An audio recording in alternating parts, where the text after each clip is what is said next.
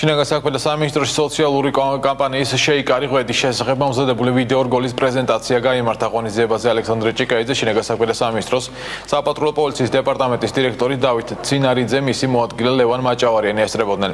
როგორც საპატრულო პოლიციის დეპარტამენტის უფროსის მოადგილე ლევან მაჭავარიანმა განაცხადა, ღვედის გამოყენების სავალდებულო წესის შემოღების შემდეგ ქვეყანაში ავტოსაგზაო შემთხვევების შედეგად დაღუპულთა რიცხვი დაახლოებით 30%-ით შემცირდა.